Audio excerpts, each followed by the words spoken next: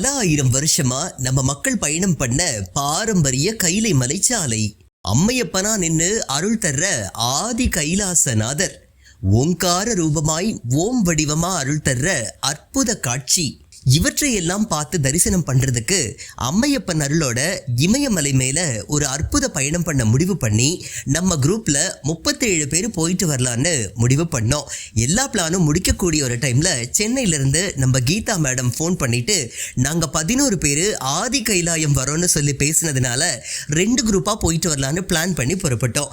சென்னையில இருந்து Chidambaram sir Geetha madam, Ramani sir Vaidehi madam, Rajendran sir Kamakshi madam, Srinivasan sir Srimathi madam, Sekar sir Kalyani madam, அப்புறம் சேகர் சார்னு 11 பேருக்கு மட்டும் தனியா பிளான் கஸ்டமைஸ் பண்ணி கேட்டிருந்தாங்க. அவங்களே நேரடியா பந்த் நகர் ஏர்போர்ட்டுக்கு பிரதோஷ நாளான மே 14ஆம் தேதி ஃப்ளைட்ல வந்தாங்க. நாங்களும் அவங்க கேட்டுக்கிட்ட மாதிரி பந்த் நகர் ஏர்போர்ட்ல இருந்து பிரதோஷ நேரத்துல பிக்கப் பண்ணிட்டு 3 இனோவா கார்ல பொன்னான அந்த மாலை பொழுதுல பந்த் நகர்ல இருந்து டானக்பூருக்கு புறப்பட்டோம். அப்படியே NH ரோட்ல சித்தர்கஞ்ச் வழியா டிராவல் பண்ணி ஜிம் கார்பெட் நேஷனல் பார்க் ஏரியால ஒரு பகுதியா இருக்கக்கூடிய கத்திமா அப்படிங்கிற ஃபாரஸ்ட் ஏரியாவெல்லாம் கிராஸ் பண்ணி டானக்பூருக்கு வந்து சேர்ந்தோம். நம்ம சோட்டா பீம்ல வர்ற டோலக்பூர்னு நீங்க நினைச்சிடாதீங்க, இது டானக்பூர். இமயமலை அடிவாரத்தில் இருக்கிற ஒரு குட்டி நகரம். குமாவோனி ரெஜியன்ல லாஸ்ட் ரயில்வே ஸ்டேஷன் இந்த ஊர்ல தான் இருக்கு. அடுத்த நாள் காலையில டானக்பூர்ல இருந்து புறப்பட்டு 240 கிலோமீட்டர் தூரத்தில் இருக்கிற தார்ச்சுலா போறதுதான் நம்மளோட பிளானா இருந்துச்சு. காலையில டிஃபன் முடிச்சுட்டு புறப்பட்டோம். இமயமலை அடிவார நகரமா இருந்தாலும் கொளுத்துற வெயில் வறுத்தெடுக்க ஆரம்பிச்சுது. அப்படியே மெதுவா டிராவல் பண்ண ஆரம்பிச்சு 3 இனோவாவும் வரிசையா இமயமலை ரோடுகள்ல அப்படியே மெதுவா டிராவல் பண்ண ஆரம்பிச்சோம். ஆரம்பத்துல பசுமையான காடுகளை பார்த்துக்கிட்டே ஆரம்பிச்ச இந்த ஜேர்னி வளைஞ்சு நெளிஞ்சு போற மலைச்சாலைகள்ல போயிட்டே இருந்துச்சு. நம்ம ஊட்டி கொடைக்கானல் மாதிரி டார்க் ஃபாரஸ்டா இல்லாம இமயமலை காடுகள் பெரும்பாலும் ட்ரை ஃபாரஸ்டா தான் இருக்கு.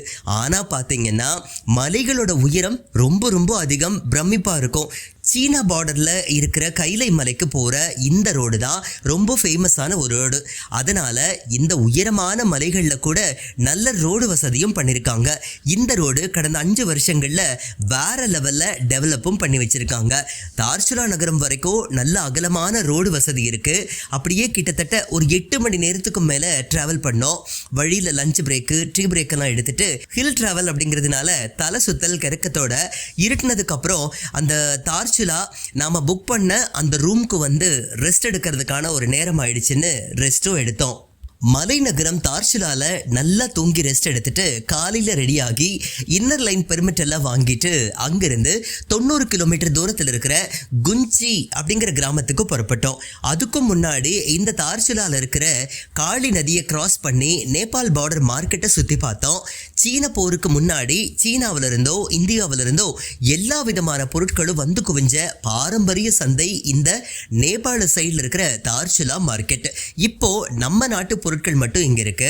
பார்டர்ல ஐடி கார்டு காமிச்சு என்ட்ரி போட்டுட்டு காளி நதி பாலத்தை கிராஸ் பண்ணி நேபாள் சைட்ல இருக்கிற தார்ச்சுலாவுக்கு வந்து கடைகளை சுத்தி பார்த்தோம். அப்புறம் அங்கிருந்து புறப்பட்டு குஞ்சி அப்படிங்கிற கிராமத்துக்கு டிராவல் பண்ணோம். அதுக்குன்னு அந்த ஊர்ல இருக்கிற ஸ்கார்பியோ காரை புக் பண்ணி இருந்ததுனால அதுல புறப்பட்டு நம்ம டிராவலிங் ஆரம்பிச்சது. போன வருஷத்துக்கோ இந்த வருஷத்துக்கோ ரோடெல்லாம் நிறைய டெவலப்மெண்ட் இருந்தது. நிறைய இடத்துல ரோடு போட்டாலும் ஒரு சில இடத்துல பழைய ஆஃப் ரோடு தான் இருக்கு. லொஜக் மொஜக் பஜக் கொஞ்ச நேரமும் ஸ்மூத்தான டிராவல், கொஞ்ச நேரமா மாறி அந்த டிராவலிங் எக்ஸ்பீரியன்ஸ் இருந்தது. ஒரு வருஷத்துக்கு முன்னாடி 6 மணி நேரம் எடுத்த இந்த டிராவலிங் டைம் இந்த வருஷம் 3 மணி நேரத்துல முடிஞ்சிருச்சு. அந்த அளவுக்கு ரோடெல்லாம் செம்ம சூப்பரா டெவலப் பண்ணி வச்சிருக்காங்க. போற வழியில பங்களாங்கிற கிராமத்துல நம்ம கொண்டு போன லஞ்சை சாப்பிட்டு முடிச்சுட்டு டிராவலிங்க கண்டினியூ பண்ணோம். மலை மேல இருந்து அடிச்சு புடிச்சு ஓடி வர்ற காளி நதியை பார்த்துக்கிட்டே ரொம்ப உயரமா இருக்கிற மலைகள், மலைச்சரிவுகள், அருவின்னு எல்லாத்தையும் ரசிச்சுக்கிட்டே இமயமலை மேல அற்புதமான அந்த பயணத்தை போயிட்டு இருந்தோம். ஆனா இந்த டிரைவருங்க சுத்தி முத்தி ஓட்டுற அந்த ஸ்டைல்ல நமக்கு தலை சுத்தி வரதான் செய்யுது. இருந்தாலும் தெம்பா அப்படியே கண்டினியூ பண்ணிட்டு நேபாளில ஃபேமஸா இருக்கக்கூடிய அன்னபூர்ணா மலைத்தொடரோட கடைசி நுனியை கிராஸ் பண்ணி குஞ்சி கிராமத்துக்கு புழுதி பறக்க வந்து சேர்ந்தோம். வெறும் 650 பேர் மட்டும் இருக்கிற இந்த குட்டி கிராமம் மிக ஒரு பிரமிக்க வைக்கக்கூடிய ஒரு இடமா இருக்கு. அதுவும் குளிர்காலத்துல ஊரை காலி பண்ணிட்டு இவங்க எல்லாருமே மலை அடிவாரத்துக்கு வந்துருவாங்களாம். ஆர்மிக்காரங்க மட்டும் இங்க கேம்ப்ல இருப்பாங்க அப்படின்னும் இந்த பகுதி மக்கள் சொல்றாங்க. சரி, குஞ்சி கிராமத்துல நம்ம குரூப் எல்லாருக்கும் அந்த மலை கிராம வழக்கப்படி ட்ரெடிஷ்னல் ட்ரெஸ்ல வந்து ஆரத்தி எடுத்து வரவேற்பு கொடுத்தாங்க. அந்த ஊர்க்காரம்மா அர்ச்சனா குஞ்சியால் இவங்க வரவேற்பு கொடுத்ததுன்னா அவ்வளோ ஒரு ஆனந்தம். மலை மடிப்புல ஆர்ச் மாதிரி நின்று இயற்கையே ஒரு அம்சமான வரவேற்பை நமக்கு கொடுத்துச்சு. அழகான பிரம்மாண்ட வானவில்லே அங்க வந்துச்சுன்னா பாருங்களேன். இளம் வெயில், குளிர்காத்து, வானவில்னு குஞ்சி மலை கிராமத்துல ஒரு சூப்பரான எக்ஸ்பீரியன்ஸ் எங்களுக்கு கிடைச்சது. அருமையான வரவேற்பு. டிராவலிங் டைடுமா அந்த நாள் என்ன பண்ணோம், ஹோம் ஸ்டேல தங்கினோம், நல்லா தூங்கி ரெஸ்ட்டும் எடுத்தோம்.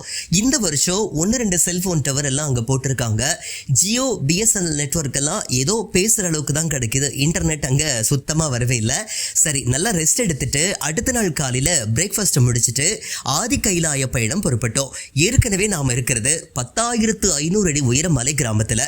அப்படி இருக்கிறப்போ ஆதி கைலாயம் போகிறதுக்கு இங்கிருந்து கிட்டத்தட்ட 15,000 அடி உயரம் வரைக்கும் டிராவல் பண்ணணுமா. காளி நதியும் குதியாங்டி அப்படிங்கிற நதியும் சந்திக்கக்கூடிய குஞ்சி கிராமத்திலிருந்து அப்படியே குதியாங்டி நதிக்கரையில் ஸ்கார்பியோ டிராவல் ஸ்டார்ட் ஆச்சு. ஆதி கைலாயம் பக்கம் சின்லா கால்வாய் வரைக்கும் நம்ம ராணுவ பாதுகாப்பு வாகனங்கள் போயிட்டு வர்றதுக்காக நல்ல ரோடு வசதியெல்லாம் பண்ணியிருக்காங்க. மெதுவா குதியாங்டி அப்படிங்கிற நதிக்கரையில் பிரம்மாண்ட மலைகளை பார்த்துக்கிட்டே நபி அப்படிங்கிற கிராமத்தை கிராஸ் பண்ணி டிராவல் பண்ணோம். மே மாசங்கிறதுனால ஸ்னோ எல்லாம் கரைஞ்சு பெரும்பாலான மலைகள் மொட்டை மலையா நிக்குது. ஸ்னோஸ் நிறைய இருந்துச்சுன்னா டிராவல் பண்றது கஷ்டம்னு தான் ஸ்னோ எல்லாம் கரைஞ்சதுக்கு அப்புறம் மே மாசத்துல இருந்து மட்டும் ஆதி கைலாய யாத்திரைக்கு அனுமதியும் கொடுக்கறாங்க. இந்த மலைப்பகுதி எல்லாமே மகாபாரதத்தோட தொடர்புடைய இடங்களா இருந்துட்டு இருக்கு. நாம போற இந்த பகுதி வியாச முனிவர் பேர்ல வியாசர் பள்ளத்தாக்குன்னு சொல்லப்படுற ஒரு பகுதி. இந்த பகுதி மக்கள் வியாஸ் வேலி அப்படின்னு கூட சொல்றாங்க. அப்படியே நாம மலைகளை பார்த்துக்கிட்டே பயணம் பண்றது அருமையான ஒரு எக்ஸ்பீரியன்ஸை நமக்கு கொடுக்குது. பனிக்கட்டி கரைஞ்சு அந்த மண்ணோட கலர்ல வர்ற அந்த நதி உச்சியில மட்டும் ஸ்னோ இருக்கக்கூடிய மலைகள் எல்லாம் பார்த்துக்கிட்டே வந்தோம்னா குதி அப்படிங்கிற கிராமம் வருது. இந்த கிராமம் கடல் மட்டத்திலிருந்து கிட்டத்தட்ட 12,000 அடி உயரத்துல இருக்கு. இங்கதான் பஞ்ச பாண்டவர்களுடைய அம்மா குந்தி தேவி இருந்தாங்களா. அதனாலதான் அவங்க பேர்ல இந்த இடத்துக்கு குதி அப்படின்னு சொல்றாங்க. இங்க இருக்கக்கூடிய குட்டி மலை மேல அவங்களோட கோட்டை இருக்கு. இத பாண்டவ பர்வத் அப்படின்னு கூட சொல்றாங்க. குந்தி தேவியோட அரண்மனைய தூரத்துல பார்த்துட்டு குதி செக் போஸ்ட்ல என்ட்ரி போட்டுட்டு மறுபடியும் டிராவல் பண்ணோம். 14,500 அடி உயரத்துல இருக்கிற ஆதி கைலாயத்தின் அடிவாரம்னு சொல்லப்படுற ஜோலிங்காங் வரைக்கும் நம்ம ஜீப்பை அனுமதிக்கிறாங்க. கொஞ்ச நேரத்துல கணேஷ் பர்வதம் கிராஸ் பண்ணி ஜோலிங்காங் வந்து சேர்ந்தோம். அப்படியே மலை மடிப்புகளுக்கு இடையில பிரம்மாண்ட லிங்கமா மலையே ஈசனா அம்மையப்பனா பனி போர்த்தி காட்சி கொடுக்கிறாரு அந்த ஆதி கைலாய நாதர்.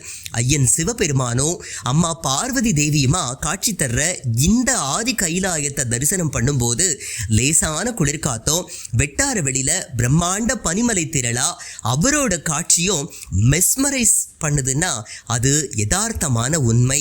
காவாய் கனக திரளை போற்றி கைலை மலையானே போற்றி போற்றி அப்படின்னு சத்தமா சொல்லி சந்தோஷமா தரிசனத்தை பண்ணோம். அங்க தரிசனம் பண்ணிட்டு அங்கிருந்து குதிரையில பார்வதி சரோவர் புறப்பட்டோம். ஆதி கைலாய பின்னணியில பிரம்ம பர்வதத்துல ஒரு பகுதியா இருக்கிற பஞ்ச பாண்டவர்களா கருதப்படுற பாண்டவ மலையை பார்த்து ரசிச்சுட்டு அங்கிருந்து குதிரையில ஏறி புறப்பட்டோம். மெதுவா நடந்து 1/2 மணி நேரத்துல பார்வதி சரோவர்ல இருக்கிற சிவபார்வதி கோவில்ல வந்து சுவாமி தரிசனம் பண்ணோம். தரிசனத்தை முடிச்சுட்டு அங்க இருக்கிற பார்வதி சரோவர் வழியா தான் சீனா பார்டருக்கு மிலிட்ரி ட்ரக் எல்லாம் போற ரோடு ரெடி பண்ணிட்டு இருக்காங்க. பார்வதி சரோவர் கோவில் வந்து அம்மையப்பனை தரிசனம் பண்ணிட்டு நம்ம கொண்டு வந்த பொங்கல் பிரசாதத்தை ஐயனுக்கு படைச்சிட்டு கொஞ்ச நேரம் கோவில் கேம்பஸ்ல ஆதி கைலாயநாதரை பார்த்துட்டே உட்காந்துட்டு இருந்தோம். அருமையான ஆனந்தமான தரிசனமா இது நமக்கு அமைஞ்சிருந்தது. தரிசனம் பண்ணிட்டு பார்வதி சரோவர்ல தீர்த்தம் எடுத்தோம். 16,000 அடி உயரத்தில் இருக்கிற பார்வதி சரோவர் புண்ணிய தீர்த்தத்தை எடுத்துக்கிட்டு திரும்ப ஆதி கைலாயநாதரை பார்த்துக்கிட்டே அடிவார கேம்ப்னு சொல்லப்படுற ஜோலிங்காங் வந்து ரிலாக்ஸ் ஆனோம்.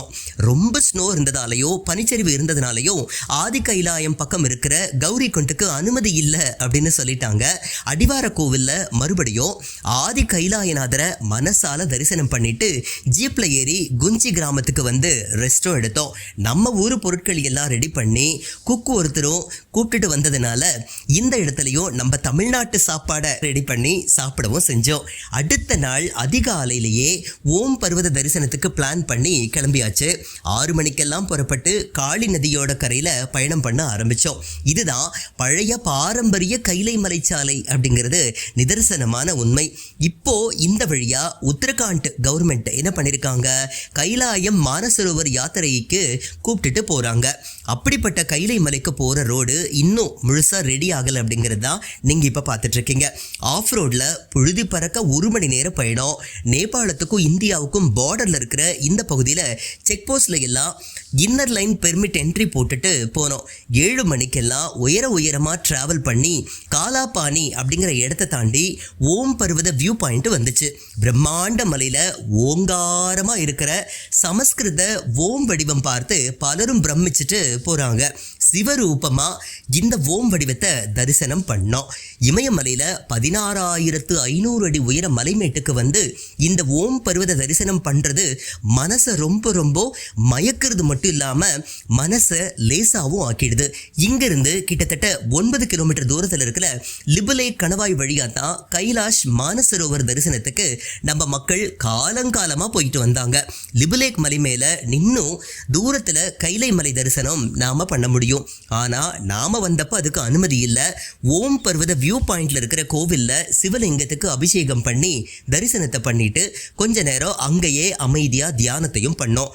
பக்கத்தில் இருந்த நாபிமலை நாகப்பர்வதம் எல்லாம் பார்த்து தரிசனம் பண்ணிட்டு திரும்ப வர்ற வழியில இருக்கிற ஜீப்ல காலாபாணி காளி கோவிலுக்கு வந்து சேர்ந்தோம். காளி நதியோட பிறப்பிடமா கருதப்படுற காலாபாணி காளி கோவில் ராணுவத்தால பராமரிக்கப்பட்டு வருது. கோவிலுக்குள்ள இருந்து வர்ற காளி நதியையும் காளி தேவியையும் தரிசனம் பண்ணோம். திரும்பி எதிரில் இருக்கக்கூடிய மலையில வியாசர் தங்கி இருந்ததா கருதப்படுறது. இந்த வியாசர் குகையையும் பார்த்து தரிசனம் பண்ணிட்டு குஞ்சி கிராமத்துக்கு ஜீப்ல வந்து லஞ்சை முடிச்சுட்டு வந்த மாதிரியே மலைகள்ல டிராவல் பண்ணி தார்ச்சுலா வந்து சேர்ந்துட்டு அங்கேயே தங்குறதுக்கும் ஏற்பாடுகளை பண்ணோம். அடுத்தடுத்த நாட்கள்ல அல்மோரா போற வழியில் இருக்கக்கூடிய பாதாள புவனேஸ்வர் கோவில், கங்கோலிஹார் காளி கோவில் தரிசனமும் பண்ணோம். அதையெல்லாம் அடுத்தடுத்த வீடியோல நாம பார்க்க முடியும். போன வருஷத்தை கம்பேர் பண்ணும்போது நிறைய இடங்கள்ல ரோடுகள் இப்ப போட்டுட்டாங்க. சின்ன பாலங்களும் கட்டியிருக்காங்க. நெட்வொர்க் கவரேஜ் அதிகமாக இருக்கு. குஞ்சியில புதுசா நிறைய ஹோம் ஸ்டே எல்லாமே வர ஆரம்பிச்சிருச்சு. இன்னும் சில வருஷங்கள்ல இந்த பகுதியிலையும் நிறைய வசதிகள் வந்துடும். நம்ம குரூப்ல வந்தவங்க மலை மேல ஒரு ரிமோட் ஏரியாவில் கிடைக்கிறதுல நல்ல வசதிகளையும் பண்ணி கொடுத்தோம். இருக்கிற வசதிகளை பயன்படுத்தி சந்தோஷமா தரிசனமும் பண்ணாங்க. சில குறைகள் இருந்தாலும் அதை அட்ஜஸ்ட் பண்ணிக்கிட்டாங்க. அதுக்கு மனமார்ந்த நன்றிகளை நாங்களும் சொல்லிக்கணும் இல்ல, அவங்களுக்கு சில பல நன்றிகளையும் சொல்லிக்கிறோம். இன்னும் நிறைய யாத்திரைகள் வீடியோ நம்ம சேனல்ல அதாங்க தமிழஞ்சல்ல வந்துகிட்டே இருக்கு. தவறாம நீங்க பாருங்க. இது மாதிரி யாத்திரை பத்தின விவரங்கள் உங்களுக்கு வேணும், நீங்களும் யாத்திரை வரணும் அப்படின்னு நினைச்சீங்கன்னா நம்ம தமிழஞ்சல் நண்பர்களுக்கு தயங்காம கால் பண்ணுங்க. ஓம் நம சிவாய வாழ்க. ஓம் நாதன் தா